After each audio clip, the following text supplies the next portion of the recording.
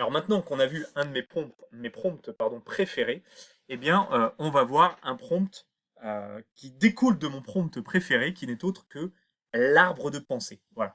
Donc, c'est un prompt qui permet de confronter les idées pour une meilleure réponse. Vous avez bien compris, on va confronter les idées entre elles à l'intérieur même d'un raisonnement. C'est génial.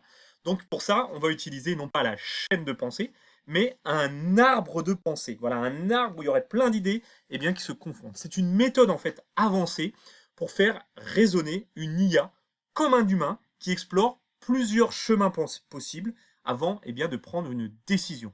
On l'appelle arbre de pensée tout simplement parce que ça démarre du tronc qui n'est autre qu'une idée, et ensuite il y a plusieurs branches sur ces branches qui amènent à d'autres branches, et on est sur un raisonnement en arborescence, voilà, avec donc un arbre de pensée. Donc au lieu de suivre une seule chaîne de pensée linéaire comme on l'a vu précédemment, on pourrait l'illustrer par une corde à nœuds, et eh bien là, eh bien l'IA elle va envisager plusieurs scénarios possibles à chaque étape, le fameux arbre de pensée. En fait, c'est comme si elle disait, alors j'ai une idée de départ, si je faisais ça, mais si je faisais plutôt ça, mais si jamais je faisais ça, ça ferait quoi? Mais si, vous voyez, ça donnerait en fait quelque chose comme ça. Alors, pour illustrer tout ça, on va s'amuser à faire un petit jeu que j'aime beaucoup. On va confronter trois experts en résolution d'énigmes, et ils vont s'amuser à confronter leurs idées, à échanger, à discuter entre eux pour résoudre l'énigme pardon, que vous voyez juste en bas à gauche de l'écran, évitant justement ainsi les erreurs et offrant eh bien, la meilleure réponse possible à cette énigme. Et vous allez voir, c'est assez drôle et en même temps, c'est assez impressionnant. Donc du coup, on bascule sur notre interface ChatGPT et on va eh bien, copier-coller l'énigme en question. Et avant, bien évidemment, on va lui rajouter un peu de contexte.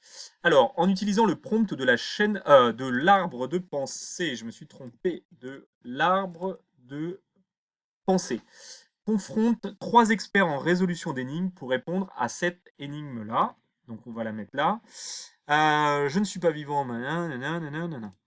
Voilà. Bah si, je vais quand même lire l'énigme. Je ne suis pas vivant, mais je peux grandir. Je n'ai pas de poumon, mais j'ai besoin d'air. Je n'ai pas soif, mais je peux mourir. Si je ne bois pas, que suis-je? Voilà.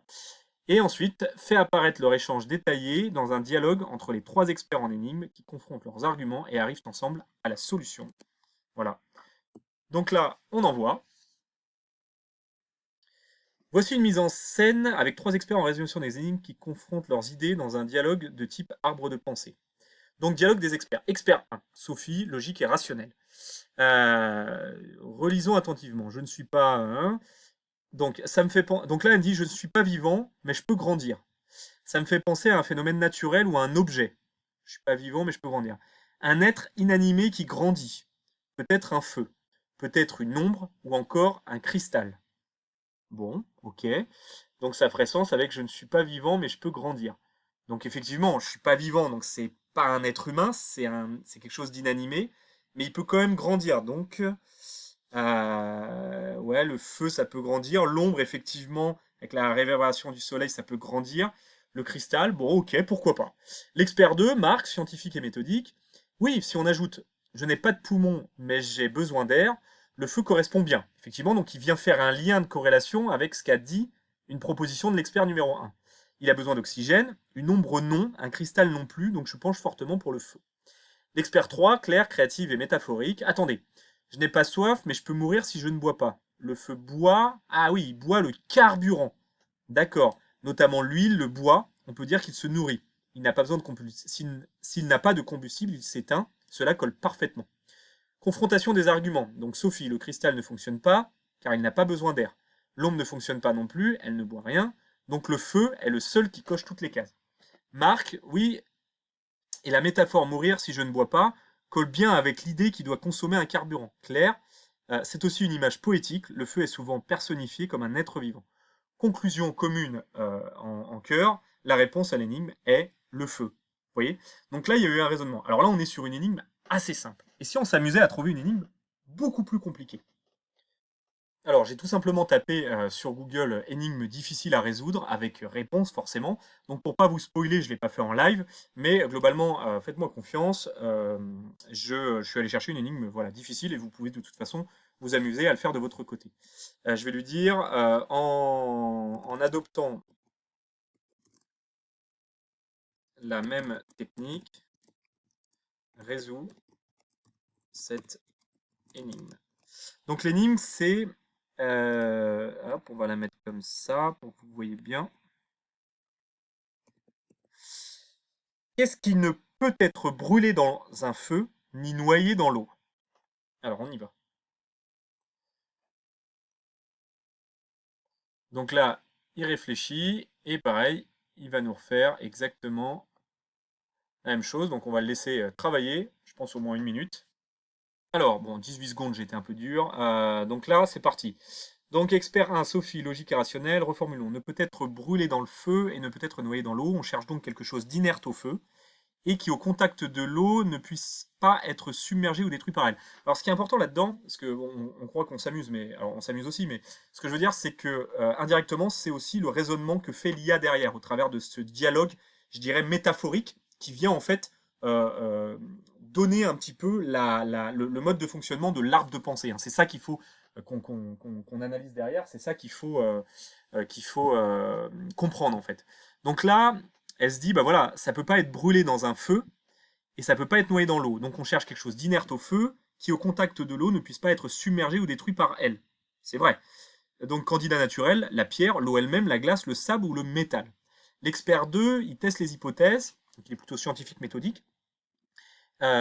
Pierre, elle brûle pas, d'accord, mais elle peut être noyée sans problème. Écarté. Métal, il brûle pas à la température ordinaire, mais il coule, donc noyé, écarté. Sable, pareil.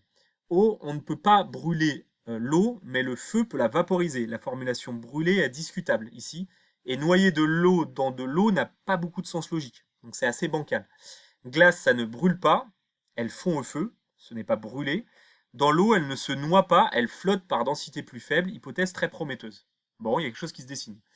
Expert 3, donc plutôt créative et métaphorique. La structure de l'énigme joue souvent sur des oppositions élémentaires, feu-eau. Ce que le feu ne peut pas brûler et l'eau ne peut pas noyer pointe vers la transformation plutôt que la destruction. La glace fond au feu, transformation par combustion, et reste en surface dans l'eau, donc pas noyée. C'est cohérent et élégant. Donc là, Sophie, vérification sémantique, brûler implique combustion, Marc, vérification physique, densité de la glace, etc. Donc c'est assez pragmatique. Donc la réponse pour eux, c'est la glace. Et donc voilà, c'est effectivement la glace. On pourrait tester quelque chose de beaucoup plus complexe, bien évidemment encore. Hein. Et ce qui est intéressant dans cet exemple, c'est effectivement l'enchaînement des étapes, en fait, la structuration de la pensée en espèce d'arbre, justement, d'arbre de décision, donc pour arriver au fameux résultat. Voilà.